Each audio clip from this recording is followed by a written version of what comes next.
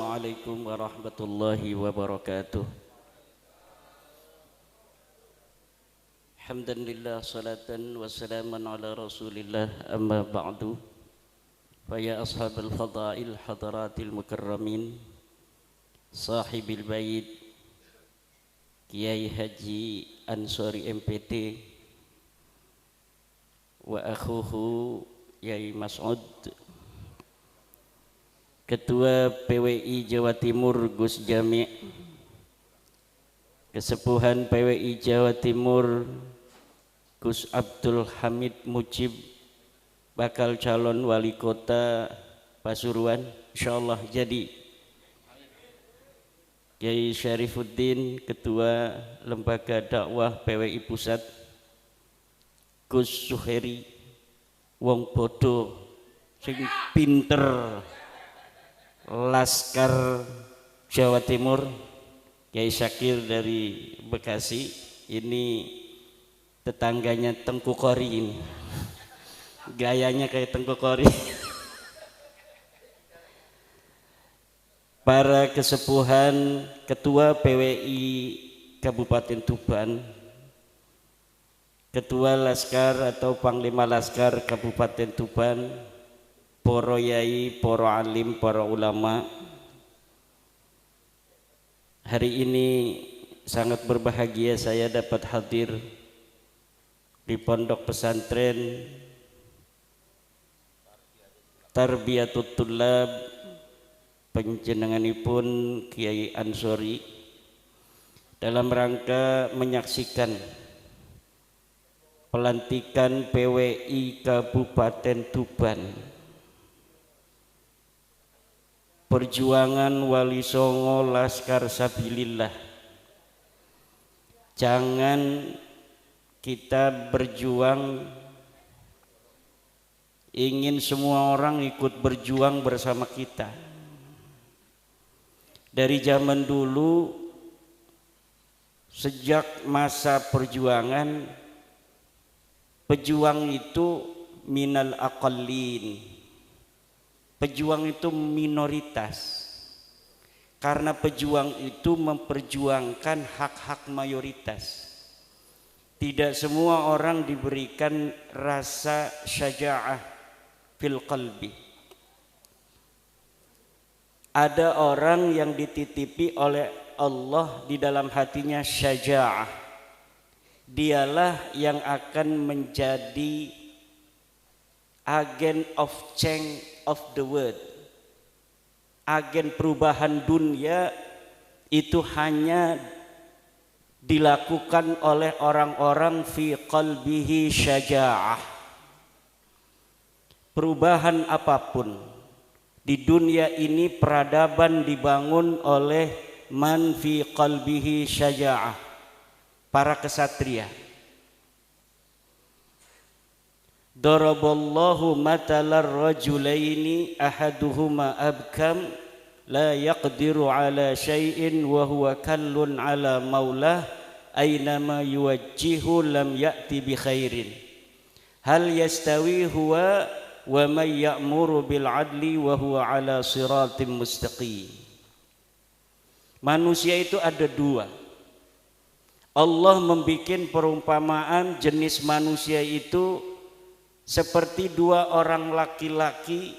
Pertama, laki-laki yang bisu, seorang hamba sahaya yang ia tergantung kepada tuannya. Aynama yuwajjihu ay yatawajjah fala ya'ti bi khairin. Di mana saja tuannya itu menyuruh, dia akan bekerja, tetapi lam ya'ti bi khairin. La ya'ti bi khair, dia tidak akan bisa melakukan apapun yang terbaik. Hal yastawi huwa wa may ya'muru bil adli wa huwa ala siratim mustaqim. Apakah orang yang semacam itu sama dengan orang yang dia memerintahkan keadilan dan dia berdiri di atas jalan yang lurus? Dari zaman dulu manusia itu terbagi dua. Ada yang dia mau bekerja li syaja'atihi fi qalbihi li irfanihi wal yaqinih, karena keberaniannya, karena ma'rifatnya, karena keyakinannya. Ada yang dia bergerak ketika maulanya, majikannya menyuruh. Aina ma yuwajjihu la ya'ti bi khair. Di mana saja tuannya menyuruh, dia akan bekerja. Tidak didasari oleh apa keyakinan yang ada di dalam jiwanya. Dan PWI itu termasuk orang-orang ya'muru bil adli wa huwa ala siratim mustaqim. Dia adalah orang-orang yang memerintahkan kepada keadilan dan dia berdiri di atas jalan yang lurus.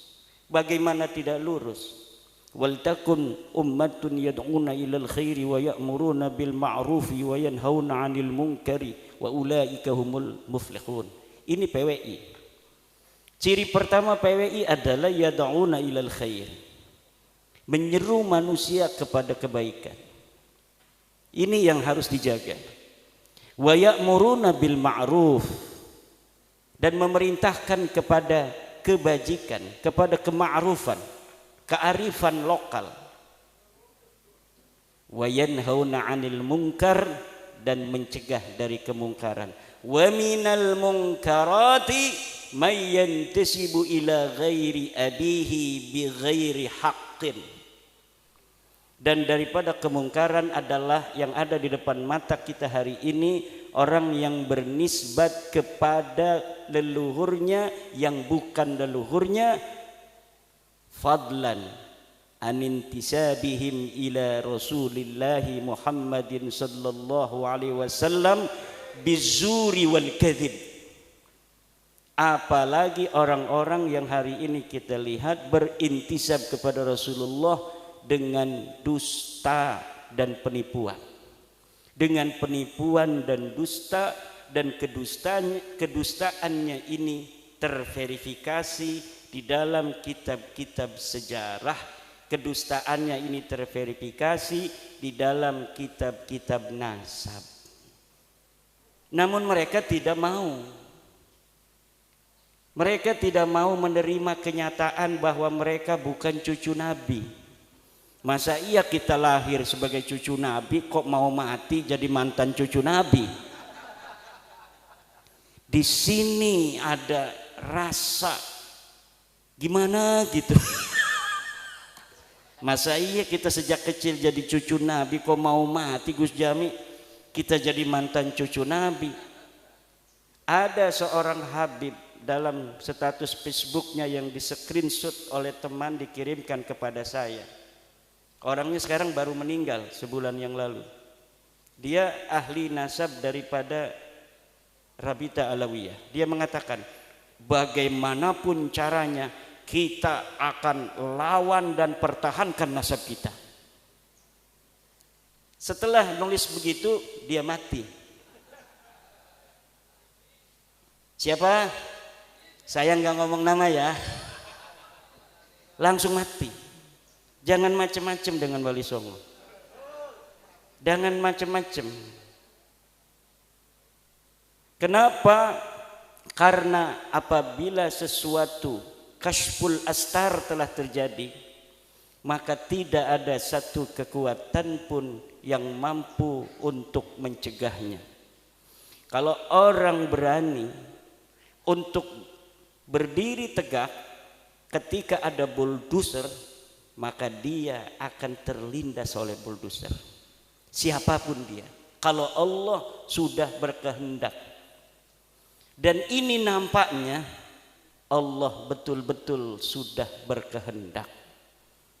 Apapun fitnahnya, apapun framingnya, setinggi apa dia pangkatnya hari ini, yang mau membela nasab yang telah menyakiti Rasulullah Muhammad sallallahu alaihi wasallam itu beratus-ratus tahun, dia akan ikut terbantai oleh kedahsyatan kehendak Allah Subhanahu wa taala.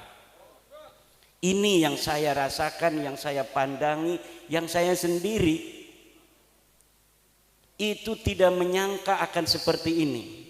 Dan setiap langkah itu diberikan kemudahan oleh Allah, karena bukan Imaduddin yang mau, bukan Gus Jami yang mau, bukan Gus Abbas yang mau, bukan Gus Sukhairi wong bodoh yang mau. Wong pinter pun tidak bisa, apalagi cuma wong bodoh. Tapi ini nampaknya memang betul-betul kehendak Allah Subhanahu wa ta'ala. Tidak ada jalan lain, terima saja ente bukan cucu Nabi.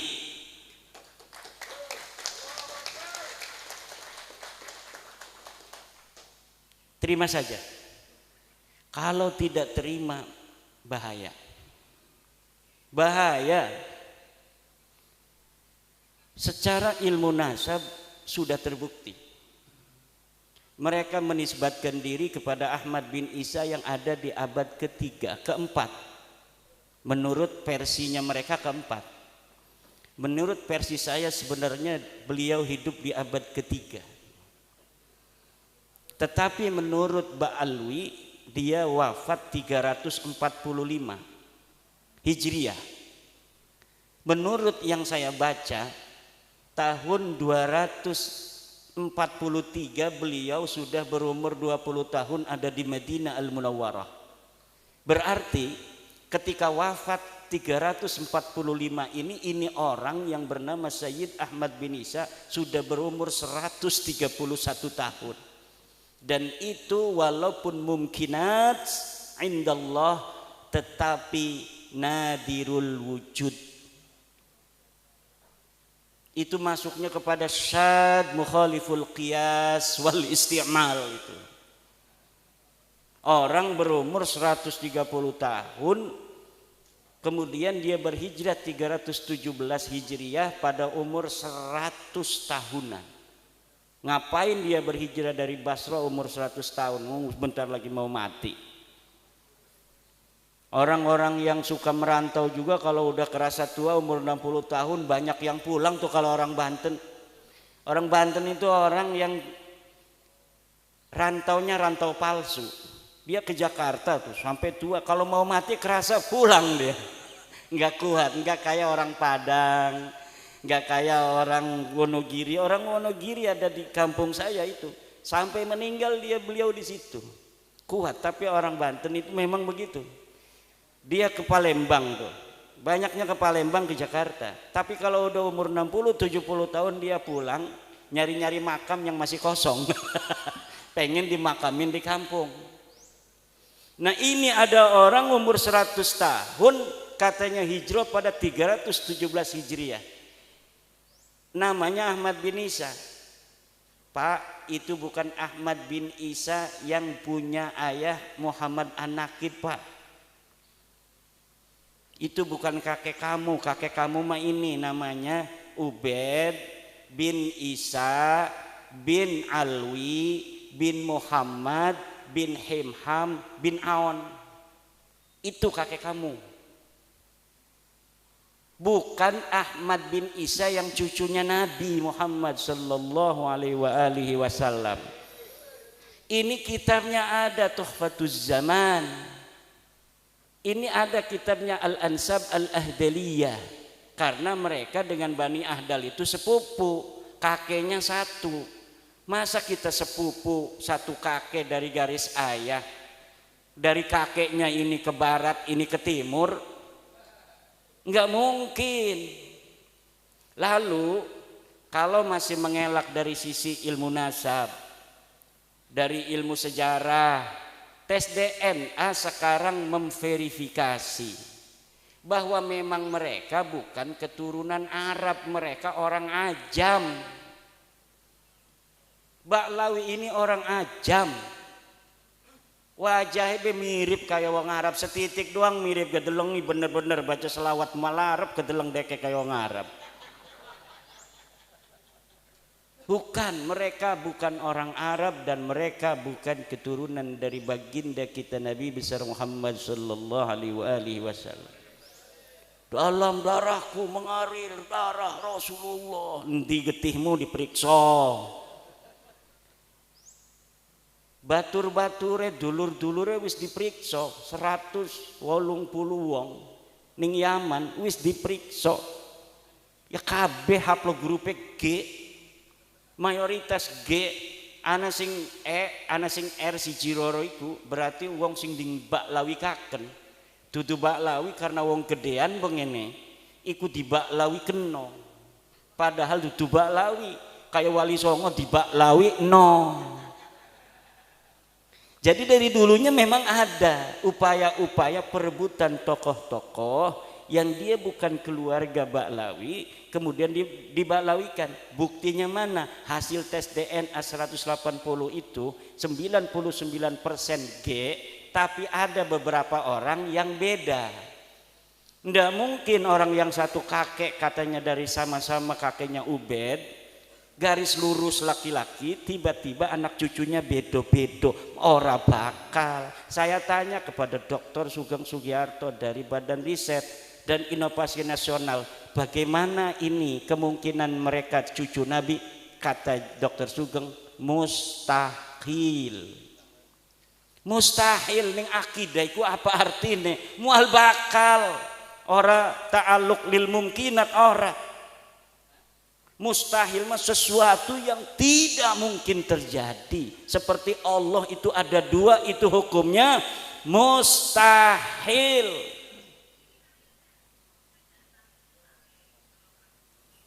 Jadi seperti hukumnya Tuhan itu ada dua, begitulah hukumnya Baklawi ini keturunan baginda Nabi besar Muhammad sallallahu alaihi wasallam.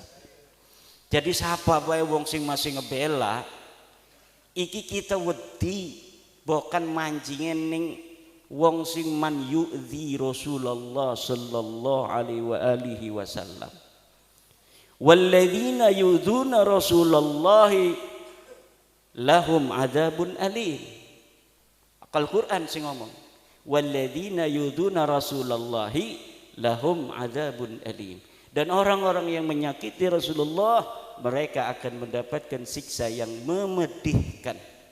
Alimun bimakna mulimun, siksa yang memedihkan. Bagaimana kalau mereka Rumel Abbas, Romli Al-Idrus atau Idrus Romli, pembela-pembela Baklawi itu nanti ketemu Rasulullah Muhammad sallallahu alaihi wasallam. Betapa malunya mereka nanti ketemu Rasulullah Muhammad sallallahu alaihi wasallam dalam keadaan mereka membela orang-orang yang mencangkok nasab Rasulullah Muhammad sallallahu alaihi wasallam, mengaku keturunannya namun mereka bukan keturunannya.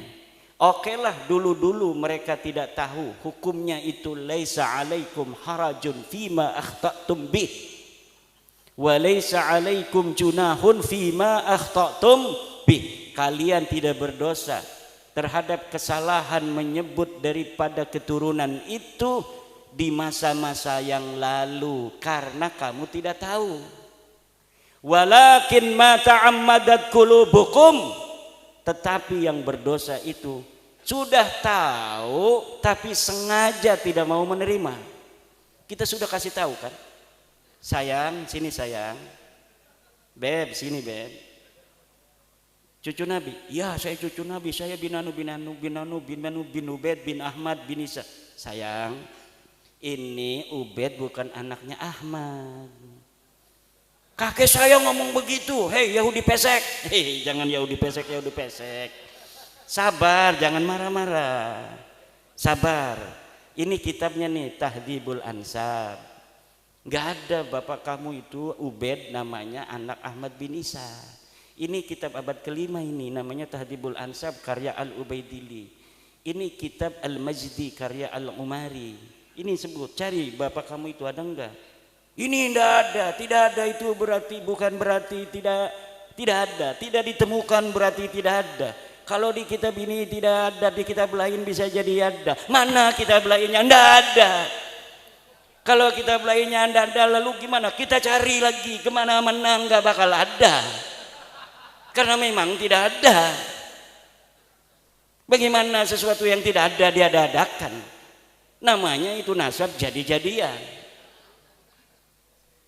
Betul apa enggak ya Syarif? Yai Ansori punya anak berapa? 3. Anaknya cuma 3. Namanya siapa? Maulana Ansori. Ni'amul Maula Ansori. 3. Nuraini Ansori. Nah, Nuraini ini catat. Namanya anaknya 3 tuh, Nuraini, Maulana Ansori, dan satunya Ni'amul Maula Ansori. Kan udah 3 tuh. Catat tuh kan, 3 misalnya. Lalu 100 tahun lagi, karena ini orang besar, cucu daripada Joko Tingkir, lalu ada yang ngomong anaknya 4 tambah Samlawi. Sedang beliau ini bikin catatan pribadi. Ada kitab Tangkihul Qaul dicatat anak saya 3. Ini kan bukti sejaman. Ada lagi buku harian catat anak saya 3, anak pertama lahir tahun sekian, anak kedua tahun sekian, anak ketiga tahun sekian. Ya anaknya cuma itu aja. Maulana Ansori, Nuraini sama satunya itu, nggak ada Samlawi. Kata yang ngaku-ngaku keturunan dari Ki Ansori itu ada, tapi tidak dicatat. Dalilnya dalam kaidah ada adamul wujdan la yadullu ala adamil wujud. Apa katanya? Adamul wujdan la yadullu ala adamil wujud. Tidak ditemukan bukan berarti tidak ada. Betul, ada kaidah itu. Tidak ditemukan bukan berarti tidak ada. Ada orang bawa motor ke rumah, bawa kunci, cerek, kuncinya diambil, dicantolin di paku. Dia lupa paku yang mana, apa di kamar ini. Oh nyari-nyari dia, istrinya mau cepet anterin saya ke pasar, nggak ada kuncinya. Kata istrinya, adamul wujdan la yadullu ala adamil wujud. Betul itu, karena ada apa? Lahu qarinah, ada qarinah. Apa qarinahnya? Dia punya motor, dan kalau dia itu naruh motor depan rumah, biasanya kuncinya dibawa ke dalam dan biasanya dicantolin. Dicari-cari nggak ketemu bukan berarti tidak ada. Ada kuncinya dalam rumah tapi belum ditemukan. Tetapi dia harus punya lahu dalilun wa hujjatun wa qarinatun. Qarinahnya apa? Adanya motor di depan rumah, motor dia. Masa iya dia punya motor nggak punya kunci? Betul apa tidak? Kemudian dia biasanya bawa kunci itu ke dalam rumah. Kemudian dia inget naruh di paku. Itu qarinahnya banyak, hujahnya banyak, dalilnya banyak. Hanya belum ditemukan aja itu kunci. Tapi Ubed ini sebagai anaknya Ahmad ini laisa lahu qarinah, laisa lahu dalil, wa laisa lahu hujjah. Enggak boleh pakai dalil adamul wujdan la yadullu ala adamil wujud. Tetapi pakai dalilnya adalah al ilmu bi adami dalili dalilun. Mengetahui tidak adanya dalil adalah dalil bahwa memang orang itu tidak ada, atau memang minimal orang itu bukan anak Ahmad bin. Yang kedua pakai dalilnya adalah la ibrata bidzannil bayyini khata'uh. Tidak direken, tidak dihitung sebuah sangkaan yang telah jelas salahnya. Guru-guru kita, yai-yai kita, mbah-mbah kita ndak pernah nanya-nanya silsilah kalau ada Habib. Ada Habib, ana Habib, turunan Nabi, Masya Allah, terima kasih Bib, barokah doain pondokane. Doa, Allahumma sholli ala sayyidina. Siapin, gak punya duit juga. Alhamdulillah. Kenapa? Husnudzon, namanya husnudzon, namanya dzon. Namanya kita terima saja, mudah-mudahan ada barokah. Kata ketum juga barokah kalau kita husnudon. Betul, orang husnudon itu barokah. Tetapi apabila sebuah dzon itu qad tabayyana khata'uhu fala sabila lahu bidalil, maka tidak boleh lagi dijadikan dalil. Kalau sudah ada dalilnya nggak bisa. Yai Syakir misalnya orang Bekasi, tiba-tiba ada tetangganya yang meninggal ibunya, bayinya lahir di rumah sakit, dibawa ke Tuban untuk menjaga kehormatan kemuliaan anak ini. Kasihan nggak punya ibu, nggak punya ayah. Dikatakan anak siapa ini Yai Syakir? Anak saya. Husnudon semua, bisa jadi anaknya Yai Syakir bener. Maka ditanya sama orang-orang desa, itu anak siapa? Anak Yai Syakir dari Bekasi, namanya Zon. Tapi setelah 20 tahun mau dinikahkan, Yai Syakir ini juga ngegeruyeng aja dalam pikirannya, ini saya mau nikahkan atas nama saya atau bagaimana? Kalau atas nama saya nggak sah karena saya bukan walinya. Kalau misal saya sebutkan, maka nanti dia takut sedih. Tiba-tiba lah bismillah aja, mudah-mudahan Allah mengampuni saya katanya. Mau dinikahkan aja sama Yai Syakir. Tiba-tiba datang Yai Ansori, namanya Yai Ansori, rambut gondrong. Nanti dulu. Nanti dulu, jangan dinikahkan. Ini saya telah dapat informasi dari Bekasi bahwa ini bukan anaknya Kak Haji.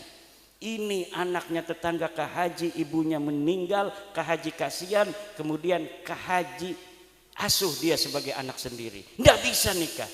Mana katanya dalilnya? Ini tuh rumah sakitnya. Ini bukti dari rumah sakit bahwa ini bayi anaknya Samlawi. Samlawi lagi. Ibunya Samsiah. Bukan anak Kak Haji. Dia.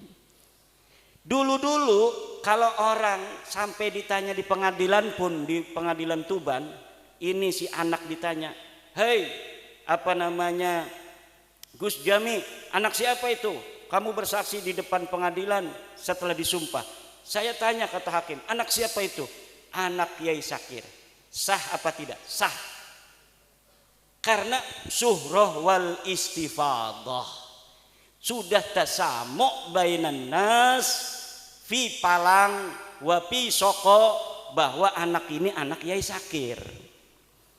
Tapi ketika surat dari rumah sakit ini sudah ada, jelas ini bukan anak Yai Syakir, suhro istifadoh itu gugur semua. Jadi suhro dan istifadoh itu kata Ibnu Hajar Al-Asqalani di dalam kitabnya Al-Jawabul Jalil, innan nasaba mimma yasbutu bisyuhrati wal istifadah illa ayyasbuta ma yukhalifuh. Nasab itu sebagian dari sesuatu yang bisa ditetapkan dengan syuhrah dan istifadah. Syuhrah istifadah itu kesaksian tanpa melihat, cukup mendengar dari orang-orang saja. Orang mengatakan itu anak Yai Syakir, kita percaya saja itu anak Yai Syakir. Kalau ditanya oleh hakim anak siapa, kita tidak dianggap berdosa, tidak dianggap berbohong kalau mengatakan anak itu anak Yai Syakir, karena sudah syuhrah dan istifadah. Dulu sebelum ada penelitian nasab Ba'lawi, orang yang mengatakan Ba'lawi turunan Nabi itu tidak berdosa. Kenapa? Sudah syuhrah wal istifadah. Tapi ketika surat lahirnya ada bahwa Ubaid ini leluhur mereka bukan turunan Ahmad, ya ndak boleh. Kan kitabnya sekarang baru ditemukan. Kitab-kitabnya ini banyak, itu sekarang baru ada di Indonesia. Dulu Mbah Hasyim Asy'ari itu nggak mau baca-baca genap nasab-nasab ngatosin ati. Saya aja ini kerasa hatinya atos 2 tahun mikirin nasab. Biasanya bacanya hikam, baca Quran baru setengah ayat udah menangis, sekarang 10 ayat baru terasa. Kenapa? Atos baca kitab nasab gitu. Nasab dewek dudu. Tapi kewajiban la yajuzu lil alimi kitmanu ilmihi fi hadzal bab. Tidak boleh bagi orang alim untuk menyembunyikan, haram hukumnya. Kalau misalnya Yai Ansori tadi tahu si perempuan itu bukan anaknya Yai Sakir, mau dikawinkan saja oleh Yai Sakir, hukumnya haram. Karena nanti akan berzina seumur-umur itu, kehitungnya. Anaknya tidak sah dinikahkan oleh bukan ayahnya, kok ayah angkat tidak sah menikahkan, tapi Yai Sakir menikahkan yang bukan anaknya. Anaknya mengira bahwa dia itu sudah sah nikahnya, padahal indallahi la yasihhu, inda Syekh Sakir sendiri la yasihhu, inda Ki Ansori juga la yasihhu. Nah ini, nah kita sekarang kasihan sama mereka. Wes dok aja marah-marah dok. Sira dudu putune Nabi, wong liyan bisa dudu putune Nabi dadi bupati. Ki Abdul Hamid Mujib nyalon wali kota, orang ngandel-ngandel nasab. Jokowi raja kita, raja besar. Ini raja besar Jokowi, jangan macam-macam. Raja besar mengalahkan Raden Wijaya, apalagi Patih Nambi. Apa yang Tuban? Ranggalawe. Itu masih leluhur saya itu. Saya masih punya sila ke Ronggolawe, Lembu Peteng, wis macam-macam amat, Kebo Anabrang segala macam itu ada. Orang-orang dulu itu rajin mencatat silsilah. Ada juga yang tidak sama sekali mau. Kebetulan ada orang yang rajin nyatet dari ponak-ponakan sepupu-sepupu. Ya akhirnya kita tahu bahwa ada gerobokan di Joko Tarub segala. Saya ini masih turunan bidadari Pak, Nawang Wulan. Joko Tarub kan ada di gerobokan tuh. Lah itu tidaklah ada artinya sebuah dzon apabila sudah ada bukti. Tidak bisa. Ada lagi yang bilang jangan fitnah Ubaidillah, Imam Al-Ubaidillah. Imam apa, orang nggak ada namanya di dalam sejarah. Mujtahid mutlak. Mujtahid mutlak itu kan sebangsanya Imam Syafi'i. Yang semasa dengan Ubaidillah itu banyak ulama-ulama disebutkan di dalam kitab. Kitab-kitab di Yaman tuh banyak yang dikarang dari abad ke-4, ke-5, ke-6, ke-7, ke-8, ke-9. Katanya di Hadramaut tidak ada kitab yang dikarang karena lagi perang. Nggak sempet yang namanya itu nulis-nulis nasab. Ada Mbak Yai, ada. Ini kitabnya nih. Ini kitab Yaman, namanya kitab Tabaqat Fuqaha il Yaman, abad ke-5, karangan Ibnu Samrah. Ini kitab Asy-Syajarah Al-Mubarakah, menerangkan tentang Ahmad bin Isa. Anaknya 3 tuh, Muhammad, Ali, Husain. Tidak ada namanya Ubaid. Wa yu'abbiru bil jumlatil ismiyati hada indan nasabin yadullu alal hasri. Iftah kitab Syekh Mahdi Rajai Al-Muqibun. Qala fi Al-Muqibun idza 'abbara an-nasabuna bil jumlatil ismiyati hada yadullu alal hasri. Kalau seorang ahli nasab di dalam kitabnya menggunakan jumlatun ismiyah, fa'aqibuhu min salasati banin, itu kan jumlatun ismiyatun. Itu ada hada yadullu alal asri, bimana anna auladahu munhasiratun fi salasati baninin la ghairu. Tidak ada yang lain. Tidak bisa dalam nahu jumlah ismiyah itu tidak bermakna hasr, ya itu dalam nahu. Tetapi likulli fannin mustalahatun, likulli fannin mustalahatun. Setiap fan ada mustalahnya, setiap fan ada istilahnya. Katanya tidak konsisten ini di dalam kitab Asy-Syajarah Mubarakah. Di dalam kitab sebelumnya anaknya 4, tapi dalam Syajarah Mubarakah ini menggunakan apa namanya 3. Kitab abad keberapa itu yang anaknya 4? Itu menggunakan jumlah ismiyah, anaknya 4, katanya kitab abad ke-5. Tapi kenapa di kitab abad ke-6 anaknya 3? Saya bisa jawab itu. Pada saat itu anaknya 4, tetapi ahli nasab itu punya kaidah yang ditulis itu hanya yang berketurunan. Di abad ke-6 itu yang tersisa dari keturunan orang-orang itu ada 3. Yang tidak berketurunan itu tidak ditulis. Kenapa? Karena adanya kitab nasab ini untuk menjalin silaturahmi orang yang masih hidup. Orang yang sudah ingkirat tidak punya keturunan, yang buat apa ditulis-tulis lagi? Maka kitab nasab kadang-kadang yang lebih tua itu anaknya lebih sedikit.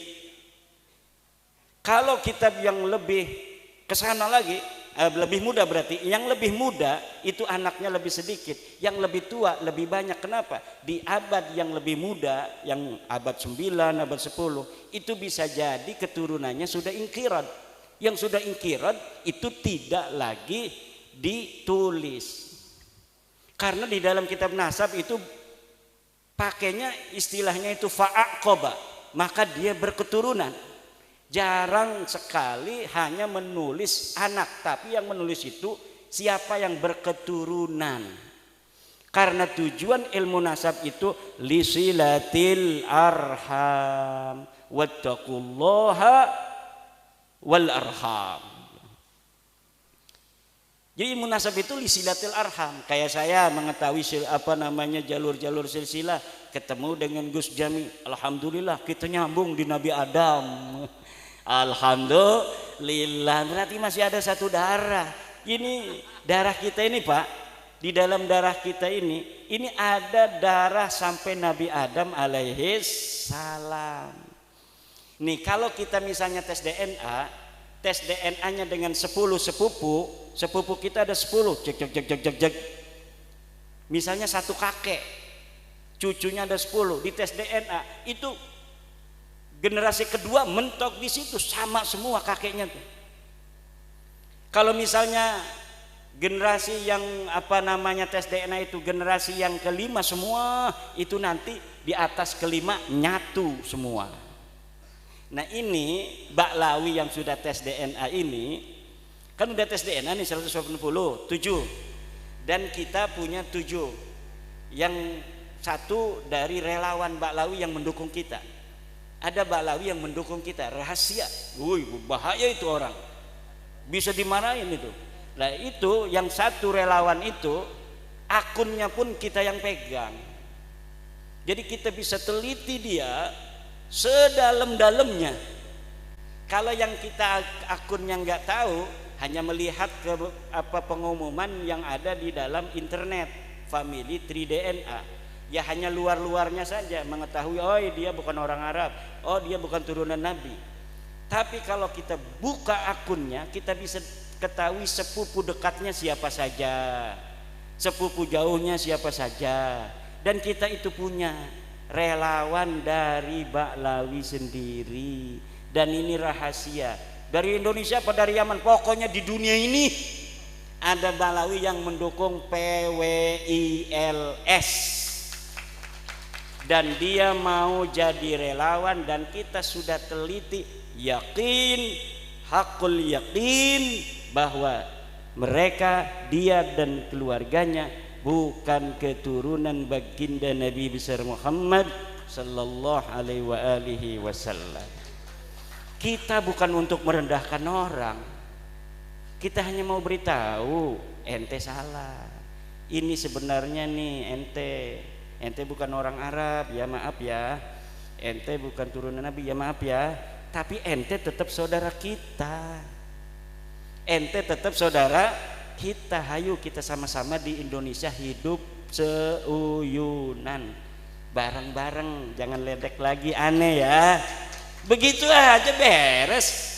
Kita hidup lagi seperti biasa.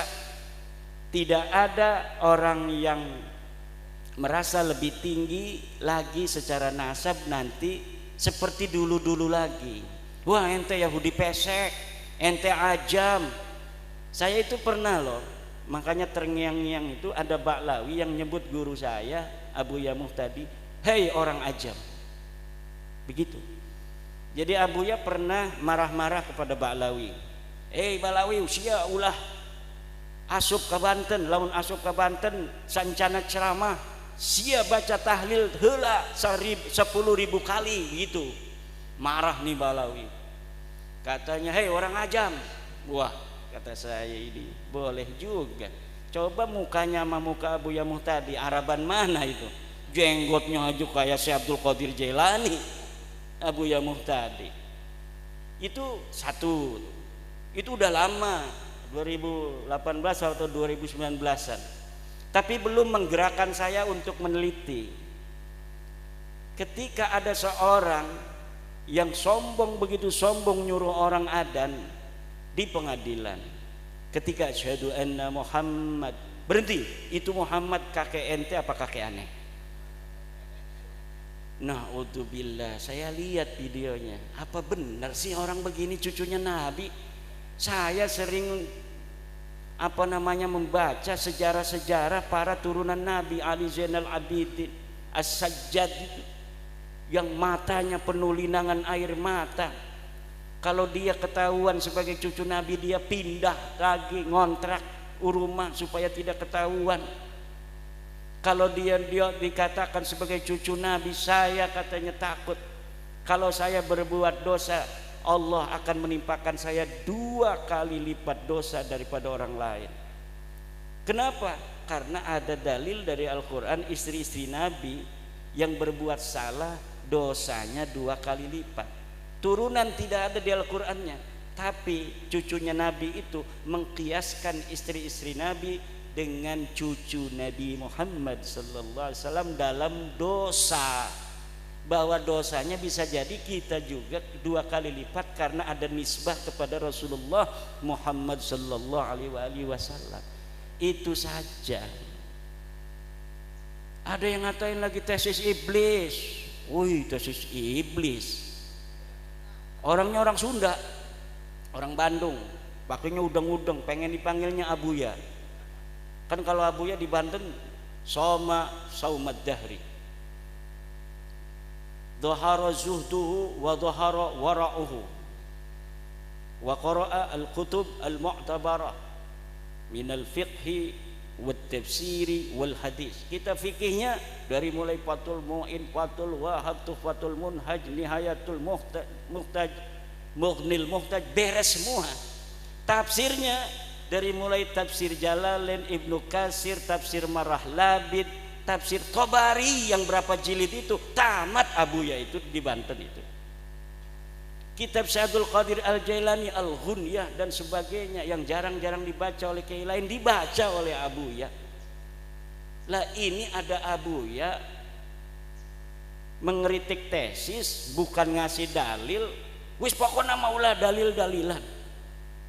Wis pokoknya mah eta Habib eta bid'ah nabawiyah, eta turunan Nabi pokoknya mah pokoknya mah baik. Syekh Hasyim Asy'ari sering sekali tuh bawa-bawa Mbah Hasyim, padahal dia sama sekali waktu hidupnya dari mulai kecil sampai sekarang belum pernah dia ada di struktur NU, belum pernah ngurusi NU, bahkan dia berseberangan dengan NU. Kalau NU ada hajat punya calon nggak pernah ngedukung calon NU. Kok sekarang ketika bab nasab bawa-bawanya Mbah Hasyim aja Mbah Hasyim. Mbah Hasyim katanya mengisbat Ba'lawi, mana kitabnya Mbah Hasyimnya? Kalau misalnya ada muridnya Mbah Hasyim, mana saksinya yang masih hidup mengatakan Mbah Hasyim mengisbat Ba'lawi? Tidak ada. Mbah Hasyim itu kalau ada Habib dihormati, kiai mah siapa aja dihormatin, kalau datang dikasih kopi, dikasih kue begitu. Mbah Khalil Bangkalan katanya hormat kepada Habib, ya hormat mah kiai kita mah semua orang dihormatin, tapi ada enggak Mbah Khalil mengisbat? Mbah Khalil itu sering nulis kitab loh, ada enggak kitabnya? Yang mengisbat itu Imaduddin Utsman Ba'lawi, itu kitab dulu saya Fikratun Nahdiyah, saya mengisbat Ba'lawi, jelas itu kalimatnya, wa min duriyatin nabi atau wa min ahli baitin nabi Ba'lawi, itu namanya mengisbat. Astagfirullah, ya kan itu Walaysa 'alaikum junahun fima akhta'tum bihi. Tidak berdosa saya. Makanya Hanif Alatas itu pakai dalilnya kitab saya, ngajar saya. Kalau Imaduddin sekarang itu katanya dia kemasukan apa? Tapi ada ulama Banten namanya Syekh Imaduddin Utsman Al-Bantani. Wih, lengkap itu. Dalam kitabnya Al-Fiqratun Nahdiyah, dia mengisbat Ba'alawi. Gimana lagi? Gayanya kan hebat kalau ini. Kalau kita kan kurang gaya, kiai-kiai kita itu ngajar Fathul Muin aja.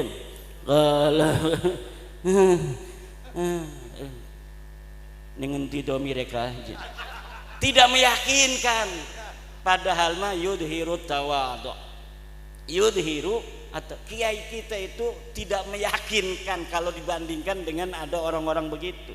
Kalau dulu nggak ada orang begitu ya karena semua begitu beres, tapi karena sekarang ada saingannya tidak fair, framing segala macam macam-macam lah gayanya. Akhirnya kiai kita yang betul-betul alim, tafahum fiddin, tafaqquh fiddin, itu kelihatan tidak alim.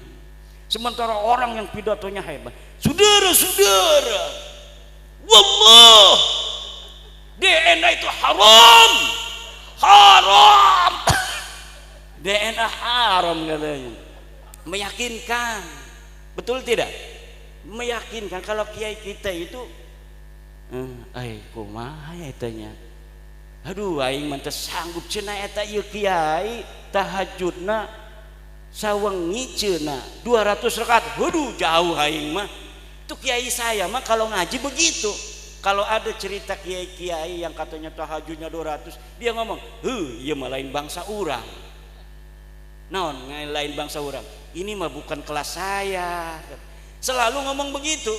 Tapi zaman sekarang ini karena ada orang-orang yang mengajarkan gaya lain dari gaya Wali Songo yang tawadu, itu kalau ada terangin makrifat, orang yang sudah makrifat pada Allah, dia dalam salat jangankan istrinya, anaknya, dirinya sendiri, Masya Allah, tidak ingat kalau dia sedang salat karena khusyuk kepada Allah. Hari model kiai mah jauh, model kiai mah. Kalau dia tidak menunjuk dirinya, zaman sekarang tuh nunjuknya pada jamaah, model kiai mah jauh. Kalau kiai dulu yang ditunjuk dirinya sendiri. Iya mah jauh, lain bangsa orang. Duduk kelas kita iki, duduk kelas kita iki. Begitu gaya kiai-kiai kita dulu. Makanya yai sekarang gayanya agak dirubah. Allahu Akbar, Masya Allah. Coba tadi lihat anak-anak kita lagi marhaba, tunduk, begitu gaya-gayanya. Karena yang diajarkan ketawaduan, akhlak. Tapi sekarang orang yang lagi marhaba, Allah, waalaikumsalam, nggak ada yang assalamualaikum, di waalaikumsalam lagi marhaba. Ditanya sama orang setelah dari marhaba, tadi lagi marhaba kamu ngomong waalaikumsalam, Rasulullah mengucap salam kepada kita semua, dan Rasulullah menyampaikan salam untuk semua jamaah yang hadir di sini. Masya Allah, dapat barokah orang-orang Soko pada hari ini karena kedatangan daripada aneh Imaduddin Utsman. Masya Allah, Rasulullah sampai titik salam kepada kita semua. Gayanya begitu. Na'udzubillah, kita tidak diajarkan seperti kita ala manhajil auliya ittis'ah. Kita manhaj Wali Songo yang arif dan bijaksana, berdakwah dengan ramah tidak marah, berdakwah dengan manis tidak bengis, berdakwah dengan beradab tidak biadab. Wallahu huwal muwaffiqu ila aqwamit thoriqin. Wassalamualaikum warahmatullahi wabarakatuh.